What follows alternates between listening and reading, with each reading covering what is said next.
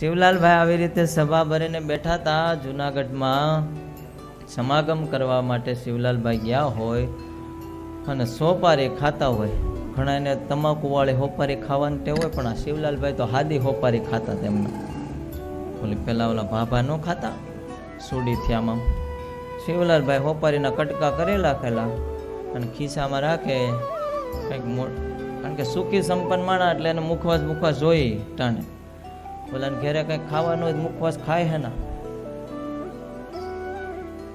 એટલે શિવલાલભાઈને ખિસ્સામાં સોપારીનો કટકો રાખે એટલે થોડોક આમ મોલાટે પડી ગયેલા. સભામાં ચાલુ કર્યું. ઘણા ને એવી ટેવ હોય. સભામાં મોઢામાં કટકો નાખ્યો. કટકો હવે મોઢાનો સોપારી કંઈ ઓછી તો ન હોય એટલે દાઢે ચડાવે કટક દઈને કરે. એક વાર, બે વાર, બે ચાર વાર આવું થયું તો આત્માનંદ સ્વામી જોયા કરે. કારણ કડીક પાછો આમું જોવે પણ આમ જોઈ જાય.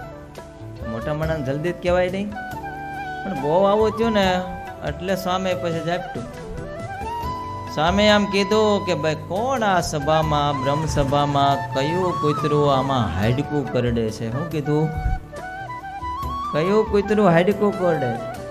તો આપણે શું છે, બેહી જઈએ ને, આપણે તો રેડી જ છીએ, આપણે કાંઈ વાંધો ને, આપણે કૂતરું થવું નથી. પણ વિચાર કરો શિવલાલભાઈને કેટલો ખપ હશે.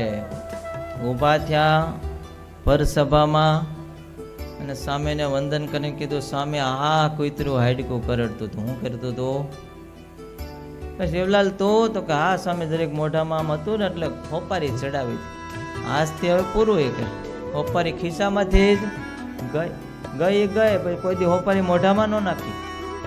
કેટલો ખપ હશે. અને આપણે કોઈ દી કહીએ કે આપણે કૂતરા છીએ,